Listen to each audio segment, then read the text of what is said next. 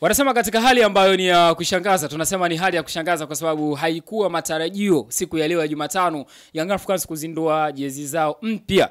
Imetushangaza kweli kweli, ndio maana tukasema katika hali ya kushangaza. Tarehe ambayo walituambia kwa mujibu wa afisa habari na mawasiliano wa klabu ya Young Africans alipozungumza na waandishi wa habari, alisema siku ya Alhamisi ndio siku ambayo watazindua uzi wao mpya wa kimataifa ambao watautumia katika ligi ya mabingwa barani Afrika. Lakini nini kimetokea na nini kiko nyuma mpaka wao kuchagua kuzindua siku ya leo, siku ya Jumatano? Jina langu ni Florence Renatus, mwenzangu ni Hassan Saddam. Tuko hapa na tutakuonesha jezi zote mpya za Young Africans ambazo wamezitoa msimu 25-26 ligi ya mabingwa barani Afrika. Na hapa kuna swali kidogo la mwisho ambalo tumekuwa tukijiuliza sana.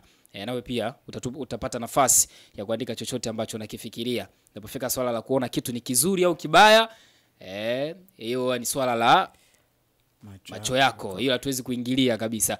Basi bwana, kubwa zaidi lazima nikukumbusha kuhusiana na Jaba Air Solution. Mabingwa hawa kusafirisha bidhaa zote kutokea Guangzhou China mpaka katika ardhi ya Tanzania. Ni siku 3 tu pekee. Chochote ambacho ulikiagiza kutoka China kitawasili katika ardhi ya Tanzania. Ni kama ilivyo safari ya kutoka Mwanza kwenda Njombe. Yani just 3 days kutokea bara moja kuja bara nyingine, kulichokiagiza kinafika tena kwa wakati sahihi. Kwa mawasiliano zaidi, wasiliana nao kupitia nambari ambazo zinapita chini ya screen yako. Ila sisi hapa ni wakati mwingine tena mzuri wa kukuhabarisha. Jaba Air Solution, mabingwa katika kusafirisha bidhaa zote ambazo unaziagiza kutoka China.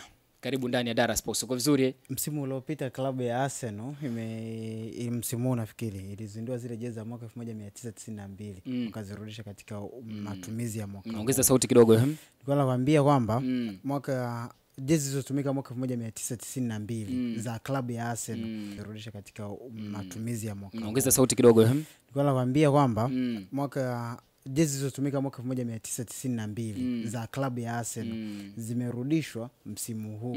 Walizitengeneza msimu huu wakati unaanza msimu wa 2025-26 watu watakuwa wanazivaa. Kwa nataka kusemaje? Nataka kusema zinashabihiana na za Young Africans au sio? Nimesema tu. Bwana, tunaanza kwa kukuonyesha jezi ya kwanza.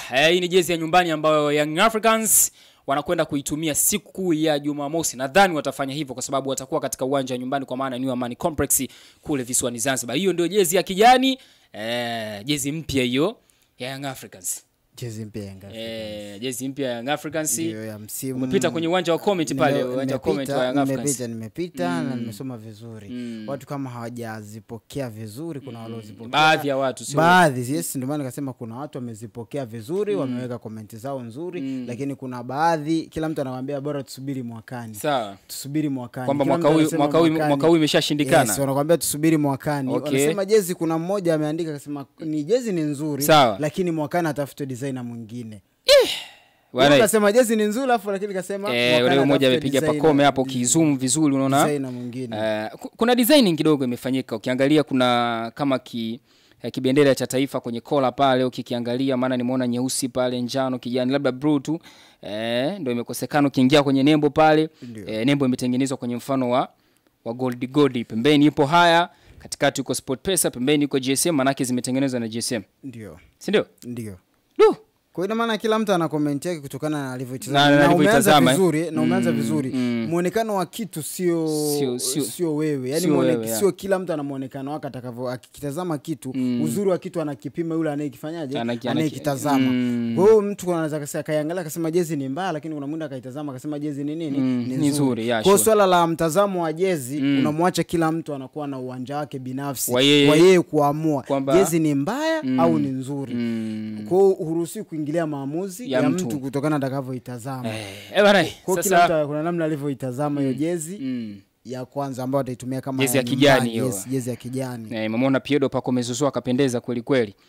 Nafikiri na ametumika sana katika star yule. Wewe star watu ametumika star watu. Hiyo ilikuwa ni jezi ya kijani ya klabu ya Young Africans ambao wataitumia. Jezi ya nyumbani tunasema jezi mama. Ndio hiyo sasa. Mechi zake 3 zote. Ukija pale Arsenal sisi jezi yetu mama ni nyekundu. Jezi fulani hivi kali kinoma. Tuje kukosea sisi. Sasa tunakuja kwenye jezi ya njano. Hiyo ndo jezi ya njano. Andy Bobo Boyeli. Sasa jezi ya njano hapo sasa kwenye hiyo design ya huo ya hiyo triangle kama triangle. Sio triangle bwana. Hii ni boxi. Ni mfano wa box unaweza kusema. Sasa kila mtu hapa ametafsiri kivyake kutokana na triangle iko. Triangle na pembe 3, hii ina pembe 4. Alafu pembeni ina mistari. Hiyo design sasa kila mtu kuna namna alivyoitafsiri hiyo design hapo katikati. Wengi hasa hiyo design wameitafsiri vibaya. Baadhi yao. Sio natumia neno wengi watakupiga mawe hao watu. Baadhi yao wametafsiri hiyo jezi vibaya. Baadhi yao kwa maana ya design ambayo ilofanyika hapa katikati imefanyika. Kila kitu kinakuwa na maana sana. Nadhani wamekuwa na huo utaratibu vitu vyao vingi wanavyoweka pale kwenye chochote ambacho unakiweka kwenye jezi lazima kiwe na maana. Baadaye wanakuja kuvitolea ufafanuzi mzuri. Sasa hii ina maana gani? Tuanze kuulizana.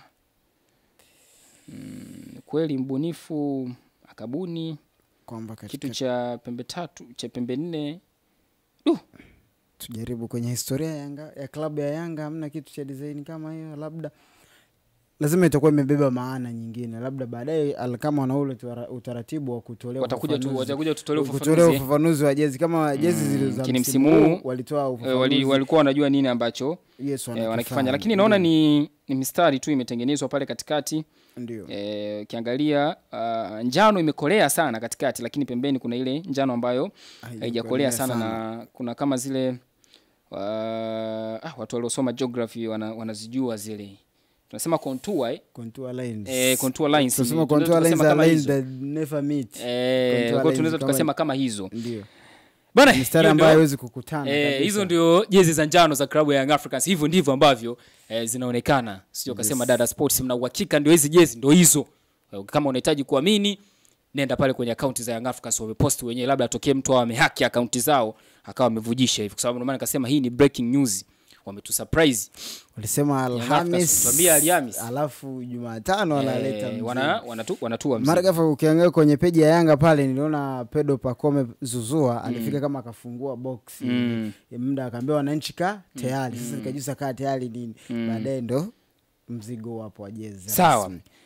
Na hiyo ndio hii tunaenda kuitazama hapa. Hiyo ndo third kit ya klabu ya Young Africans. Wataalamu wanasema jezi ya 3 ya klabu ya Young Africans. Third kit, sababu moja kubwa ya kuanzishwa third kit duniani ni kutokana na kwamba kuna muda ilitokea unaenda kucheza na timu ambayo inafanana rangi zako zote zile za muhimu zote mbili. Sasa wakasema ili tutoe tofauti tunatakiwa kutafuta jezi ya 3. Jezi ya 3 inatakiwa iwe na rangi tofauti na zile jezi zako zote mbili zenye rangi mama. Ndio. Sio unanielewa vizuri? Ukituangalia Arsenal msimu huu tuna nyekundu, tuna nyeupe, afu tuna ile ya blue ile. Tunaipata. Sasa ya Young Africans msimu huu ligi ya mabingwa barani Afrika. Hiyo rangi ni rangi gani? Zambarau. Nini kama ina kibichi. Kawia. Kina kibichi fulani hivi. Za nini ya zambarau. Ni aina ya rangi ambayo kama jani ambalo limekauka linakuwa kama na rangi. Yaani kama jani lililongua. I don't know ni explain vipi. Lakini ukiangalia muundo wa jezi imeandikwa Yanga. Ndicho ambacho kimeandikwa Yanga alafu ikaenda kugonga pale kwenye logo ya Young Africans. Kimwangalia Pacome and Bobo Yeli nimeona hapa.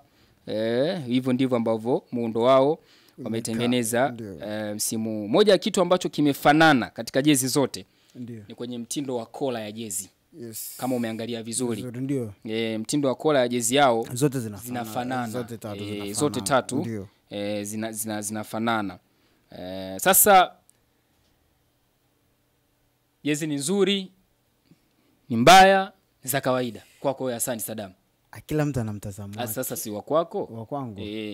Kwangu mimi nawezekana na ongea sasa mimi sikusikii. Nasema ya kwangu nawezekana na kijani. Ya kijani. Yes, nimesema jezi za Young Africans za kimataifa msimu huu kwako ni nzuri, ni mbaya, ni za kawaida. Siwezi kusema ni nzuri, siwezi kusema ni mbaya. Unaona unataka kuleta masuala ya kubalance. Siwezi kusema ni nzuri, siwezi kusema ni mbaya. Ni za kawaida. Ni za kawaida kwa kwako. Ni za kawaida kwangu. Sio kali sana, sio mbaya. Ni za kawaida zinabaki pale pale. Na cha msingi zile standard za jezi zimezingatiwa. La muhimu uzingatie standard za jezi. Sasa moja swali ambalo tumekuwa tukijiuliza, nadhani tutapata muda wa kwenda kufanya utafiti vizuri, ni kuhusiana na SportPesa ambaye tumemwona kwenye jezi ya Africans za kimataifa. We all know that shirikisho la mpira wa miguu kimataifa la Afrika lina mdhamini mmoja anaitwa 1xBet ambaye anafanana biashara na mdhamini ambaye yuko mbele ya Young Africans. Na msimu yote timu hii imekuwa ikitafuta mdhamini mwingine inapofika swala la kimataifa ili kuepusha migongano ya kimaslahi ambaye amedhamini michuano ya kimataifa. Sasa sijajua msimu huu labda tutaendelea kuspeculate vizuri, tuangalie kama kuna mabadiliko ambayo yamefanyika. Kama yatapatikana basi tutakuja kujuza, ila hatuwezi kutoa uhakika wa taarifa hii wala kuhoji sana. Hatuwezi kuhoji wala hatuwezi kutoa taarifa kwamba pale unapokutana biashara alafu yule ni mdhamini mkuu wa mashindano, alafu wewe timu miongoni unaoshiriki ile mashindano yake, alafu unakuwa na kampuni moja ambayo ina common interest kwa sababu ni moja, wote ni beti, same interest, alafu wote ni kubeti. Kwa kuna namna fulani tusijue, labda ndio maana nimesema tuliweke vizuri kwanza, ipatiwe ufumbuzi yakinifu kabla hujaja kuzungumza tena, unakuwa na ushahidi labda kama kuna vipengele vimebadilishwa. Sio kutojua kila mwaka, siku hizi mpira unabadilika. Kila siku vitu vinabadilika kwenye mpira, kanuni, sheria, kila kitu kila siku inavyoenda vitu vinabadilika. Sio labda imebadilika kwa sababu ni mara ya kwanza tunamuona Yanga ndio alikuwa na SportPesa muda mrefu, lakini ni mara ya kwanza tunamuona SportPesa katika jezi za kimataifa. Bwana, tunaomba tuseme asante sana kwa wewe ambaye ulikuwa pamoja na sisi, mimi pamoja na mwenzangu Hassan Sadamu. Ulikuwa ni wakati mzuri sana wa kukupa breaking news. Breaking news huwa haina mambo mengi sana. Lazima tu tunaifikisha haraka kwako, unaitambua. Alafu kuna kitu kingine, sisi watu wa journalism tunasema development story. Yani after story there is development of the story. Kwamba story inaanza alafu kuna muendelezo wa story. Wazee wa series wanasema ni episodes ambazo zinafuata. Kama zitafuata basi tutakuja kukujuza hapa. Alikuwa ni Florence pamoja na Hassan Sadam. Asante kwa wewe ambaye hujachoka kuifuatilia Dara Sports. Wakati mwingine tena Mwenyezi Mungu akitujalia tutakutana kwa ajili ya kupeana taarifa nyingine nzuri ya kimichezo. Kwa wakati huu naomba nikwambie bye.